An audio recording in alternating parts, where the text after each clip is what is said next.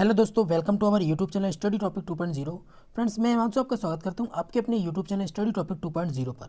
Friends, आज का ये सेशन आपके लिए फिर से इंपॉर्टेंट रहने वाला है। जी हाँ फ्रेंड्स, आज हम अपने पेपर फर्स्ट के पार्ट नंबर 5th को कंप्लीट करेंगे और पार्ट नंबर 5th में हम जो कंप्लीट करने वाले हैं वो हैं तकनीकी एवं व्यावसायिक शिक्षा से रिलेटेड आपके क्वेश्चंस रहेंगे।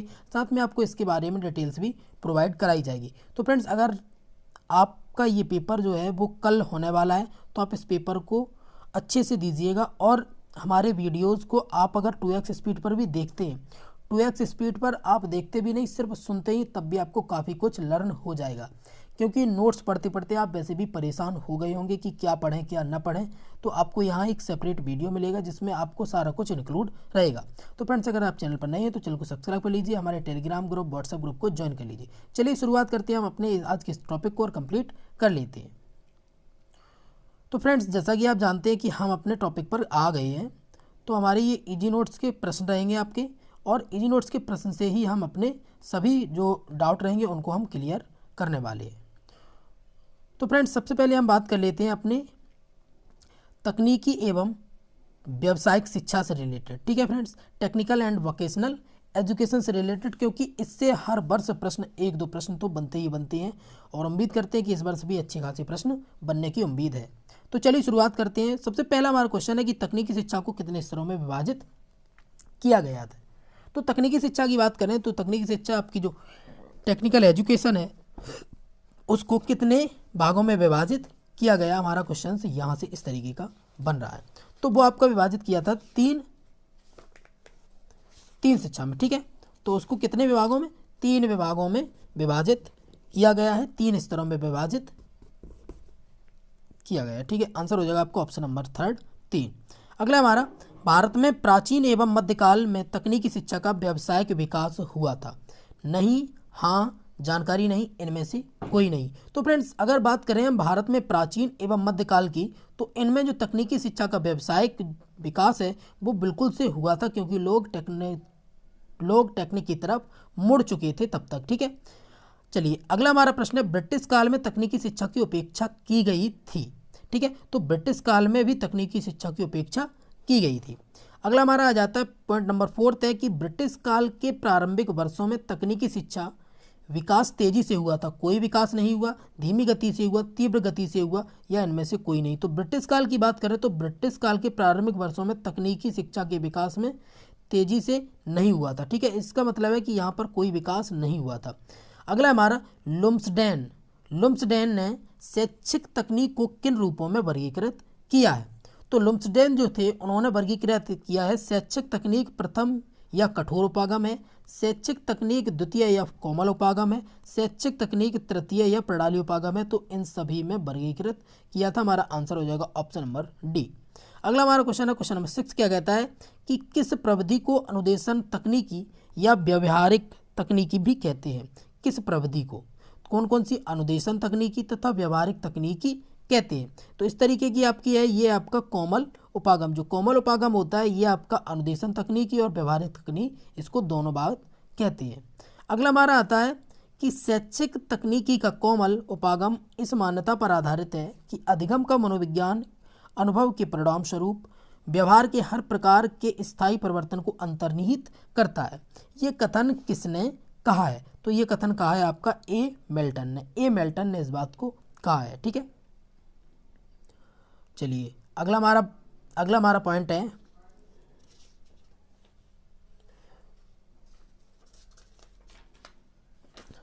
फ्रेंड्स, जो आपकी तकनीकी शिक्षा थी, जैसे कि आपका ये जो तकनीकी शिक्षा के कौन कौन से स्तर थे, तो वो आपके एक ये स्तर थे।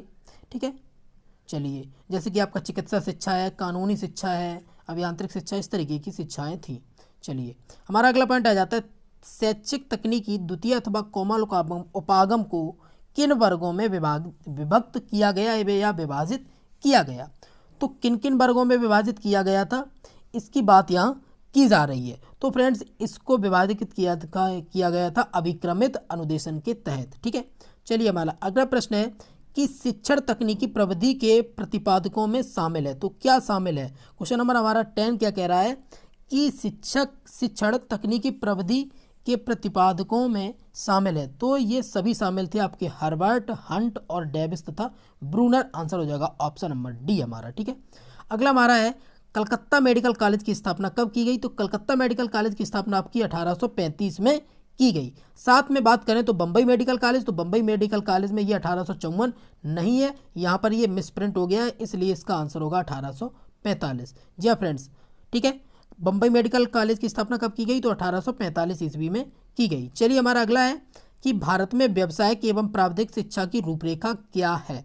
तो ये है आपकी पॉलिटेक्निक स्तर के विद्यालय, व्यावसायिक प्रशिक्षण केंद्र, साथ में आपके डिप्लोमा स्तर के विद्यालय। आंसर हो जाएगा ऑप्शन नंबर डी उपयुक्त सभी। ठीक है, चलिए हमारा अगला पॉइंट आता है, पॉइंट नंबर हम 14 को अपने को कवर करते हैं। पॉइंट नंबर 14 क्या कहता है कि कलकत्ता में एक इंजीनियरिंग कॉलेज कब खोला गया? तो कलकत्ता में जो इंजीनियरिंग कॉलेज है वो आपका कब खोला गया? तो वो आपका खोला गया था सन 1856 ईस्वी में। जी हाँ फ्रेंड्स, सन 1856 में खोला गया। अगली बात करते हैं कि कलकत्ता, बम्बई, मद्रास और लाहौर में मेडिकल कॉलेज की स्थापना की अवधि क्या रही है? तो वो आपकी रही है 1882 से लेकर 1902 तक। आंसर हो जाएगा आपका ऑप्शन नंबर बी। ठीक है, अगला हमारा है रुड़की, पूना, बम्बई और मद्रास में इंजीनियरिंग कॉलेज की स्थापना कब हुई है? ठीक है, जब इस तरीके की आपकी बात आए तो वो आपकी हुई है 1902 में। ठीक है, रुड़की, पूना, बम्बई और मद्रास में इंजीनियरिंग कॉलेज की स्थापना कब हुई? 1902 में। अगला है हमारा देहरादून फॉरेस्ट कॉलेज की स्थापना कब की गई? देहरादून फॉरेस्ट कॉलेज की जो आपकी स्थापना है वो आपकी की गई सन 1874 ईस्वी में, 1874 ईस्वी में। ठीक है, अगला हमारा है 1921 तक कितने छात्र भारत में चिकित्सा शिक्षा ग्रहण कर रही थी? बात की जा रही है 1921 तक की। तो 1921 तक में आपके जो छात्र थे चिकित्सा के क्षेत्र में वो थे आपके 3863 छात्र थे, 3863। ठीक है, अगला हमारा सन 1921 तक इंजीनियरिंग कॉलेज कितने थे? कितने इंजीनियरिंग कॉलेज थे? तो इंजीनियरिंग कॉलेज की संख्या उस समय आपकी 5 थी। ठीक है, 5 संख्या थी उस समय। और 1921 तक इंजीनियरिंग कॉलेज में शिक्षा ग्रहण करने वाले छात्रों की जो संख्या थी वो आपकी 803 छात्र थे जो उस समय ग्रहण कर रहे थे 5 इंजीनियरिंग कॉलेज में। ठीक है, अगली हम बात करें तो अगला हमारा तकनीकी एवं व्यावसायिक संस्थाओं की स्थापना करने पर किसे योगदान देना चाहिए? केंद्र सरकार को, स्थानीय संस्था को, प्रांतीय सरकार को या फिर सभी को? तो तकनीकी एवं व्यावसायिक संस्थाओं की स्थापना करने के लिए सभी को अपना अपना योगदान देना चाहिए। आंसर हो जाएगा हमारा ऑप्शन नंबर डी। अगला हमारा व्यावसायिक शिक्षा किस स्तर से प्रारंभ हो जानी चाहिए? क्वेश्चन नंबर 22 है हमारा। तो व्यावसायिक जो शिक्षा है वो आपकी प्राथमिक स्तर से प्रारंभ हो जानी चाहिए, यही नियम कहता है। अगला हमारा है किस स्तर से बालकों को व्यावसायिक शिक्षा देकर उन्हें जीवन में जीविकोपार्जन के लिए तैयार करना चाहिए? तो जब बात की जाए कि जीविकोपार्जन के लिए किसको व्यावसायिक शिक्षा देकर, तो वो है आपका ऑप्शन नंबर बी, माध्यमिक स्तर से। क्योंकि व्यावसायिक शिक्षा हम तभी देते हैं जब माध्यमिक शिक्षा में बच्चे पहुंच जाते हैं। ठीक है, चलिए अगला हमारा बालकों को तकनीकी एवं व्यावसायिक शिक्षा देने के लिए किस पर बल दिया जा रहा है? सैद्धांतिक सिद्धांत शिक्षा पर या फिर मौखिक शिक्षा पर या फिर प्रायोगिक या फिर लिखित? तो जब बात की जाए व्यावसायिक की, तो व्यावसायिक में सबसे इंपॉर्टेंट आपका होता है क्या? एक्सपीरियंस मीन्स आपका अनुभव। तो अनुभव आपको कब होगा? जब आप अपना प्रयोग करेंगे किसी चीज़ पर, आपको प्रायोगिक शिक्षा पर इसीलिए अधिक बल दिया जा रहा है। वह शिक्षा जिसे प्राप्त कर व्यक्ति जीविकोपार्जन के योग्य बन जाता है कहलाती है आपकी तकनीकी शिक्षा, वैज्ञानिक शिक्षा या फिर व्यावसायिक शिक्षा या फिर उपरोक्त में से कोई नहीं। तो फ्रेंड्स अगर हम बात करें कि जिसे प्राप्त कर व्यक्ति जीविकोपार्जन के योग्य बन जाता है, तो इसमें से ये जो आपका आंसर है उपरोक्त में से कोई नहीं, ये आपका गलत होगा। यहाँ पर लिखा होगा उपरोक्त सभी। तो आपकी ये सभी शिक्षाएं, इन सभी से व्यक्ति जीविकोपार्जन के योग्य बन जाता है। आंसर हो जाएगा आपका ऑप्शन नंबर डी। लेकिन यहाँ क्या होना चाहिए? यहाँ आपका होना चाहिए उपरोक्त सभी। चलिए हमारा अगला पॉइंट है व्यावसायिक शिक्षा का आधार स्तंभ क्या है? तो व्यावसायिक शिक्षा की बात करें तो व्यावसायिक शिक्षा में जो आपका आधार स्तंभ था वो क्या है? विकास एवं समृद्धि, प्रगति का आधार, सृजन। तो आपका आंसर हो जाएगा ऑप्शन नंबर डी, ये सभी के सभी। ठीक है, चलिए हमारा अगला है कि व्यावसायिक एवं तकनीकी शिक्षा से बालक का कैसा विकास होता है? बात की जा रही है यहाँ पर किसकी? व्यावसायिक एवं तकनीक शिक्षा से बालक का कैसा विकास होता है? तो जो बालक है उसका जो विकास होता है वो आपका बहुमुखी विकास होता है। कैसा विकास होता है? बहुमुखी। आंसर हो जाएगा ऑप्शन नंबर ए।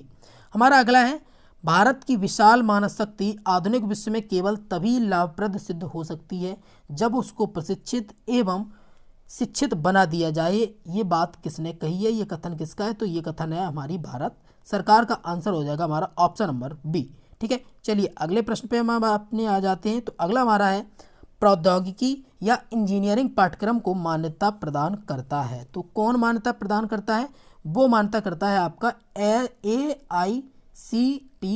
ठीक है, AICTE, AICTE ये आपको प्रदान करता है। ठीक है, चलिए हमारा अगला है दूरस्थ शिक्षा किस प्रकार की शिक्षा। बात की जा रही है यहाँ दूरस्थ शिक्षा जो है वो आपकी किस प्रकार की शिक्षा है, तो वो आपकी निरौपचारिक शिक्षा है। कौन सी शिक्षा है आपकी, निरौपचारिक शिक्षा है, डिस्टेंस एजुकेशन। ठीक है, चलिए पत्राचार्य पाठ्यक्रम में किसकी आवश्यकता नहीं है। जब बात की जाए कि आपकी जो पाठ्यक्रम है, पाठ्यक्रम पत्राचार में किसकी आवश्यकता नहीं है, तो वो आवश्यकता नहीं है नियमित कक्षा शिक्षण की। ठीक है, क्योंकि डिस्टेंस एजुकेशन रहती है इसमें। चलिए अगला हमारा निम्नलिखित में से कौन सी डिवीज़न एनसीसी में नहीं है। तो एनसीसी की बात करें तो कौन सी डिवीज़न नहीं है, तो वो आपकी नहीं है गर्ल्स डिवीज़न। आंसर हो जाएगा आपका option number D, girls division. अगली बात की जा रही है प्रथम पंचवर्षीय योजना का समय क्या था। तो जो प्रथम पंचवर्षीय योजना है उसका जो समय है वो 1 अप्रैल न होकर यहाँ पर 8 दिसंबर है। ठीक है फ्रेंड्स, क्या है आपका 8 दिसंबर है, 8 दिसंबर 1951 से लेकर 31 मार्च 1956 तक। ठीक है, तो ये आपकी प्रथम पंचवर्षीय योजना थी। इसी के बाद हम अपने अगले पॉइंट पर अगले टॉपिक को कंप्लीट कर लेते हैं। अगला टॉपिक है हमारा गुणों की वृद्धि में राष्ट्रीय एवं राजकीय अभिकरण। ठीक है, इसके क्वेश्चंस भी हम कर लेते हैं। तो भारत में शिक्षा विभाग का स्वतंत्र अस्तित्व कब प्रकाश में आया। तो अब जब बात की जाए कि भारत में जो शिक्षा विभाग है वो कब स्वतंत्र रूप से प्रकाश में आया, तो वो आपका आया था 1945 में। आंसर हो जाएगा हमारा ऑप्शन नंबर ए। बात की जाए कि प्रथम शिक्षा मंत्री, तो प्रथम शिक्षा मंत्री आपके थे मौलाना अबुल कलाम। भारत के प्रथम शिक्षा मंत्री मौलाना अबुल कलाम आज़ाद जी। ठीक है, भारत में मंत्रालय का गठन किस वर्ष हुआ था। बात की जा रही है भारत में मंत्रालय, तो भारत में मंत्रालय 1947 में गठित हो गया था, क्योंकि 1947 में हमारा देश आज़ाद हुआ था। किस वर्ष वैज्ञानिक अनुसंधान से संबंधित कार्य भी शिक्षा मंत्रालय को सौंप दिए गए, तो वो आपको सौंप दिए गए थे 1953 में। ठीक है, और 1953 में ही आपका राधाकृष्णन आयोग भी आया था। अगला है हमारा वैज्ञानिक अनुसंधान संबंधी कार्यों को सौंपे जाने के बाद शिक्षा मंत्रालय को क्या नाम दिया गया। बात की जा रही है कि वैज्ञानिक अनुसंधान संबंधी जो कार्य थे जब वो सौंप दिए गए शिक्षा मंत्रालय को, तो उस समय इसका क्या नाम हो गया था, तो उस समय नाम हो गया था शिक्षा तथा मनोवैज्ञानिक अनुसंधान मंत्रालय, ऑप्शन नंबर बी। अगला हमारा है वर्ष 1957 में शिक्षा मंत्रालय के अधीन कितने विभाग थे। बात की जा रही है 1957 में, तो 1957 में आपके 3 विभाग शामिल थे। ठीक है, 3 विभाग शामिल थे आपके इसमें। अगली बात करें तो 1957 तक शिक्षा विभाग के अंतर्गत आने वाले मंत्रालय थे, तो कौन कौन से मंत्रालय थे, वो आपके मंत्रालय थे शिक्षा विभाग, शारीरिक शिक्षा तथा सांस्कृतिक विभाग एवं औद्योगिक शिक्षा, वैज्ञानिक शोध विभाग, ये सभी के सभी थे। आंसर हो जाएगा आपका ऑप्शन नंबर डी। अगला हमारा है शिक्षा तथा वैज्ञानिक अनुसंधान विभाग का नाम बदलकर किस वर्ष पुनः शिक्षा विभाग कर दिया गया। तो वो आपका जो चेंज हुआ था वो हुआ था 1963 में। ये सेम टू सेम इसी को बदलकर फिर दोबारा से यही कर दिया गया। अगला हमारा किस वर्ष शिक्षा मंत्रालय का नाम बदलकर शिक्षा एवं युवा सेवाएं मंत्रालय कर दिया गया। तो बात की जाए शिक्षा मंत्रालय का फिर से नाम बदला गया और शिक्षा एवं युवा सेवाएं मंत्रालय जो किया गया तब वो किया गया था आपका 1968 में। आंसर हो जाएगा ऑप्शन नंबर बी। अगला हमारा शिक्षा मंत्रालय का नाम किस वर्ष परिवर्तित करके शिक्षा तथा समाज कल्याण मंत्रालय किया गया। तो ये आपका किया गया था 1971 में। शिक्षा मंत्रालय का नाम बदलकर शिक्षा तथा समाज कल्याण मंत्रालय कर दिया गया। अगला हमारा किस वर्ष शिक्षा विभाग को मानव संसाधन विकास मंत्रालय के अधीन एक विभाग बना दिया गया था। किसके, मानव संसाधन विकास मंत्रालय के अधीन, तो वो था आपका वर्ष 1985 में ये बना दिया गया था। ठीक है, अगला हमारा क्वेश्चन है, अगले क्वेश्चन पर भी चलते हैं हम। अगला क्वेश्चन हम कंप्लीट कर लेते हैं अपना।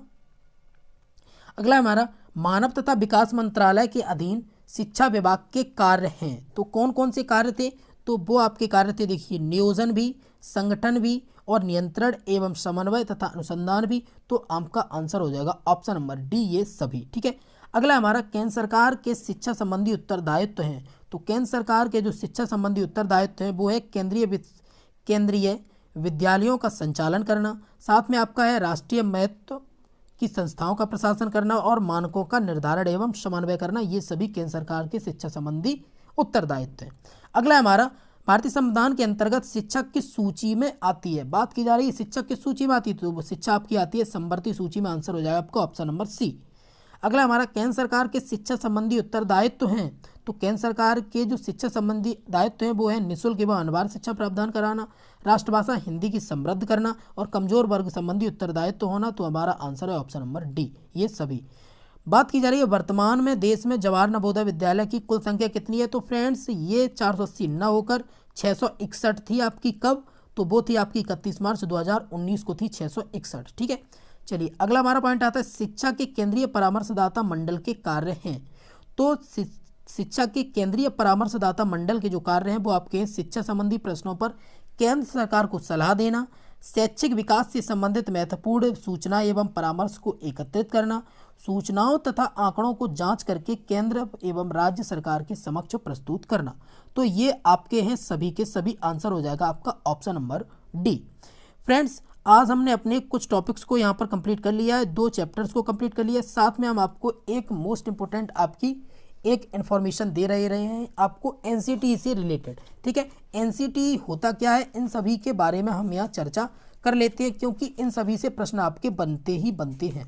तो हम एनसीटी के बारे में बात कर लेते हैं। तो हमारा जो एनसीटी रहता है उसकी फुल फॉर्म होती है NCTE, national council for teacher education. NCT की इसकी जो स्थापना है वो आपकी 1973 में की गई, लेकिन 1973 में इसकी स्थापना की गई, लेकिन इसको संवैधानिक जो दर्जा है वो आपका 17 अगस्त सन 1995 में मिला। ठीक है, कब मिला, सन 1995 में मिला, 17 अगस्त 1995 में एनसीटी को। ठीक है, इसका जो मुख्यालय है वो आपका नई दिल्ली में स्थित है। पूरे देश में इसके 4 क्षेत्रीय कार्यालय। आपका जो एनसीटी है इसकी जो हिंदी में होता है वो है राष्ट्रीय अध्यापक शिक्षा परिषद या फिर राष्ट्रीय शिक्षक शिक्षा परिषद। ठीक है, तो एनसीटी के जो पूरे देश में कार्यालय हैं क्षेत्रीय, वो आपके 4 क्षेत्रीय कार्यालय हैं। कहाँ कहाँ है आपके, भुवनेश्वर है, भोपाल है, जयपुर है, बेंगलोर है। और एनसीटी के जो अध्यक्ष, उपाध्यक्ष एवं सचिव की नियुक्ति जो है वो भारत सरकार के द्वारा की जाती है। इस परिषद में भारत सरकार का शिक्षा सचिव होता है, यूजीसी का आपका चेयरमैन रहता है, एनसीईआरटी का निदेशक रहता है, सीबीएसई बोर्ड का अध्यक्ष है एवं 3 सांसद सरकार द्वारा मनोनीत किए जाते हैं। इस परिषद का कार्यकाल आपका 4 वर्ष होता है। ठीक है, इस परिषद का कितना कार्यकाल होता है, तो 4 वर्ष। एनसीटी का कार्यकाल कितना, तो वो होता है आपका 4 वर्ष। और प्रमुख कार्य है आपके सेवारत एवं सेवापूर्ण शिक्षकों को प्रशिक्षण प्रदान करना, सभी प्रकार की शैक्षिक समस्याओं के लिए मानदंड निर्धारित करना, शैक्षिक समस्याओं में पढ़ाने वाले शिक्षकों के लिए मानकों का निर्धारण करना, शिक्षण क्षेत्र में शोध कार्य करना एवं शिक्षा को व्यवसाय से जोड़ना, साथ में देश की सभी शिक्षा संस्थाओं में समन्वय स्थापित करना तथा सभी शैक्षिक संस्थाओं का निरीक्षण करना एवं उसमें आवश्यक सुधार करना। तो फ्रेंड्स इस तरीके से आज हमने अपनी एनसीटी को क्लियर कर लिया कि एनसीटीई होता क्या है, एनसीटी की स्थापना कब की गई। तो इन सभी से अगर कोई क्वेश्चन आता है तब आप यहाँ से नहीं छूटेगा। तो चलिए फ्रेंड्स हम मिलते हैं अगले वीडियो में। नेक्स्ट वीडियो हमारा इंपॉर्टेंट रहेगा, आपकी सभी इंपॉर्टेंट डेट्स से रिलेटेड रहेगा, तो उसका इंतजार आप बेसब्री से कर रहे होंगे, वो आपका वीडियो आ जाएगा। बस आपको काम ये करना है कि चैनल को सब्सक्राइब कर लें, बेल आइकन को प्रेस कर लें, जिससे जैसे ही वो वीडियो आए तो आपकी पास नोटिफिकेशन चला जाए, जिससे आपकी वो वीडियो मिस ना हो। नहीं तो आपके एग्जाम भी मिस हो सकते हैं, कुछ भी पॉइंट्स उसमें पूछा जा सकता है। चलिए फ्रेंड्स मिलते हैं अगली वीडियो में, तब तक नमस्कार, bye bye and take care.